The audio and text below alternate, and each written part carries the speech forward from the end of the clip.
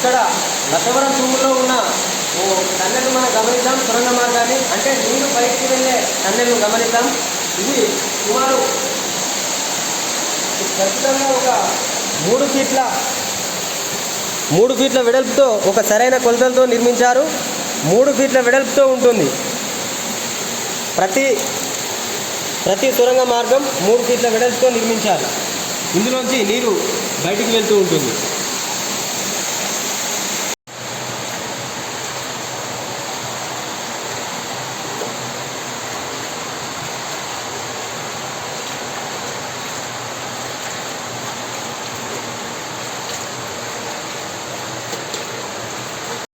ఇక్కడ మనం చూస్తున్నది ఫస్ట్ డ్యామ్ అనేది 1వ టన్నెల్. ఈ 1వ సొరంగం నుంచి గేట్ తిప్పినప్పుడు నీళ్లు వెళ్తాయి. ఇది 1వ టన్నెల్. ఇది 2వ సొరంగ మార్గం. ఇది 2వ గేట్ ఇచ్చినప్పుడు 2వ లైన్ ఇచ్చినప్పుడు ఇవి ఇట్లా వెళ్తుంటాయి. ఇది 3వ సొరంగ మార్గం. ఇది 3 టన్నెల్స్ ద్వారా ఏ గేటు ఇచ్చినా ఏ గేటు తీసినా కానీ ఈ 3 టన్నెల్స్ ద్వారా నీరు పొలాలకు వెళ్తూ ఉంటుంది. ఇది నిజంగా బుర్రా కేవ్స్లో ఉండే ఒక బుర్రా కేవ్స్కి వెళ్ళేటప్పుడు ట్రైన్ వెళ్ళే సొరంగ మార్గం మాదిరిగానే కనిపిస్తుంది. ఇది కనీసం 3 ఫీట్ల వెడల్పుతో ఉంటుంది. ఇది తూముల నుంచి లక్నవరం తూముల నుంచి నీళ్లు బయటకు వచ్చే టన్నెల్స్ ఇవి. ఈ 3 టన్నెల్స్ ఉంటాయి. ఆ 9 గేట్లకు సంబంధించి 3 గేట్లు కానీ 6 గేట్లు కానీ 9 గేట్లు కానీ ఇచ్చినప్పుడు 3 టన్నెల్స్ నుంచి నీరు పొలాలకు వెళ్తూ ఉంటుంది.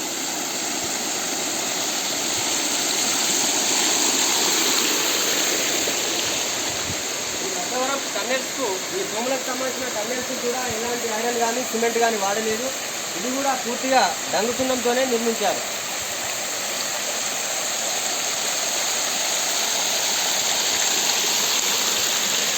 ఒక 30 మీటర్ల పొడవుతో ఉంటుంది. సుమారు ఒక 30 మీటర్ల పొడవుతో ఈ టన్నెల్ ఉంటుంది. ఇందులోంచి ఒక గుర్రం పరిగెత్తే విధంగా ఉంటుంది.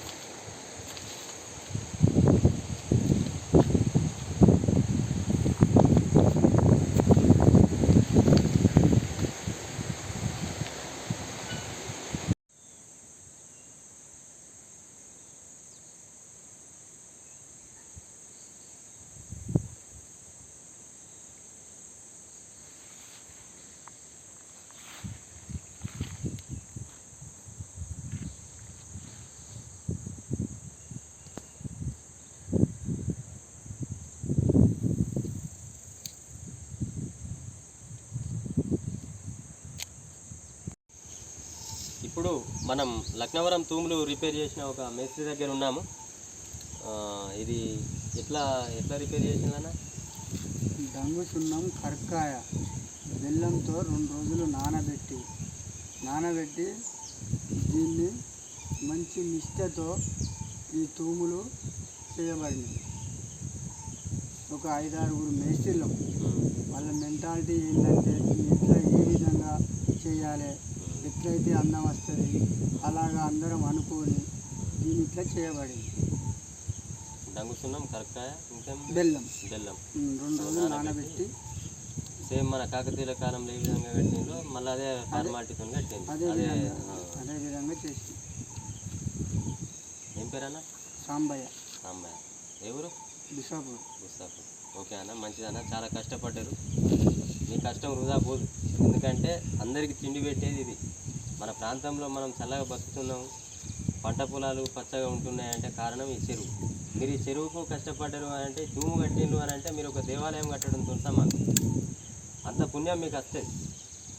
అదేవిధంగా ఇగో ఈడ పుక్లింగ్ తోటి తీసి ఈడ గుంత లెక్క తీసి దీన్ని సిమెంట్ తోటి లోపల మొత్తం మట్టి కలవకుండా చేసి కర్కాయ, బెల్లం, డంగు సున్నం దీంట్లో 2 రోజులు నానబెట్టి తయారు చేసి ఈ వర్క్ స్టార్ట్ చేసింది.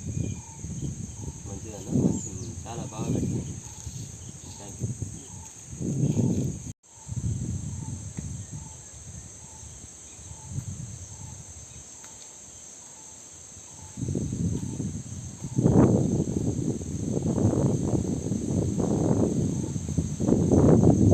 సంబంధించి నీరు బయటికి వెళ్ళే ఈ టన్నెల్స్ను మనం ఒకసారి లోపలికి వెళ్ళి చూద్దాం.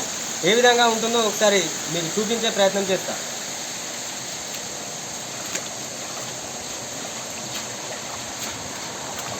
ఈ పైన కూడా ఎలాంటి ఐరన్ వాడలేదు, పూర్తిగా గ్రనైట్ రాయితోనే నిర్మించడం జరిగింది.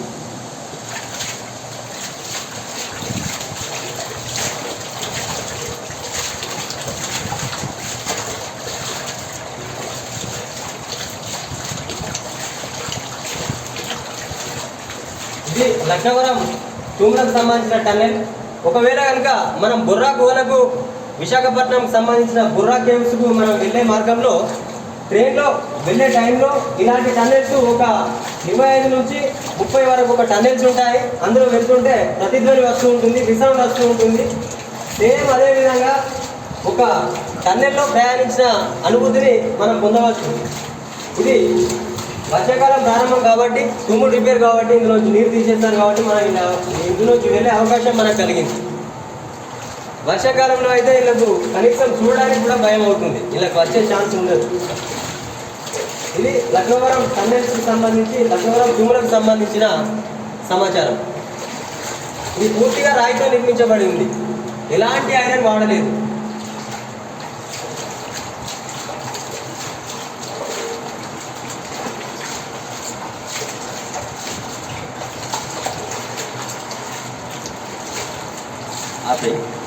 ఆపేసి మామూలు వీడియో తీద్దాం. ఇప్పుడు మనం ములుగు జిల్లా గోవిందరావుపేట మండలం లక్నవరం చెరువు దగ్గర ఉన్నాం. లక్నవరం తూములకు సంబంధించిన సమాచారాన్ని నేను మీకు చెప్పే ప్రయత్నం చేస్తా. అయితే ఈ లక్నవరం తూములు కాకతీయుల కాలంలో నిర్మించబడినవి. ఇవి కొంచెం లీకేజీ అవడం వల్ల ప్రజలు అధికారులకు విన్నవించడంతో స్పందించి తిరిగి దాన్ని మళ్ళీ మరమ్మతు చేయడం జరిగింది. అయితే కాకతీయుల కాలంలో దీన్ని డంగు సున్నంతో నిర్మించారు. అదే రీతిలో మళ్ళీ అదే పరిజ్ఞానంతో, అదే పద్ధతిలో మళ్ళీ డంగు సున్నం, కరక్కాయ, బెల్లంతో ఒక 2 రోజులు నానబెట్టి దాన్ని మళ్ళీ ఈ లీకేజీని అరికట్టడం జరిగింది, రిపేర్ చేయడం జరిగింది. ఈ తూములను గమనిస్తే ఇక్కడ మనం గమనించవచ్చు, పైన ఉన్న మినార్స్ ఒక 14 మినార్స్ ఉంటాయి. గేట్లు ఒక 9 గేట్లు ఉంటాయి. అయితే ఇప్పుడు మనకు 6 గేట్లు కనిపిస్తున్నాయి. 3 గేట్లు మునిగిపోయాయి, 3 గేట్ల వరకు నీరు వచ్చింది. ఫస్ట్ గేటు 12 ఫీట్ల వరకు ఉంటుంది, సెకండ్ గేటు 22 ఫీట్ల వరకు ఉంటుంది, థర్డ్ గేటు 33 ఫీట్ల వరకు ఉంటుంది. అయితే 33 ఫీట్ల వరకు రాగానే ఈ చెరువు వలుగు పోస్తుంది, అంటే మత్తడి పోస్తుంది, ఓవర్ఫ్లో వాటర్ వెళ్ళిపోతుంది. ఈ చెరువు యొక్క కెపాసిటీ 35 ఫీట్ల వరకు ఉంటుంది నీటి నిల్వ. ఈ నిర్మాణాన్ని మనం గమనిస్తే, ఈ తూములను కనుక చూస్తే దీని వెనకాల ఏమైనా దేవాలయం ఉన్నదా అనే భ్రమించే విధంగా ఉంటుంది. దాని యొక్క సూరుకు సంబంధించిన కానీ, మినార్స్కి కానీ, ఈ గేట్లకు సంబంధించిన ఆర్చి కానీ, ఒక తాజ్మహల్కు, ఒక టెంపుల్కు, ఒక మసీదుకు కానీ, చర్చికి కానీ ఏ విధమైన నిర్మాణ శైలి ఉంటుందో అలాంటి ఆర్కిటెక్చర్ను మనం గమనించవచ్చు. అలాంటి కాలంలో 1000 ఏళ్ల క్రితం నిర్మించిన ఈ యొక్క తూములు ఇప్పటి వరకు పటిష్టంగా ఉన్నాయంటే ఆనాటి ఇంజనీరింగ్ టెక్నాలజీ మనం గమనించవచ్చు. ఎలాంటి యంత్రాలు లేకుండా, ఐరన్ కానీ, సిమెంట్ కానీ లేకుండా వారు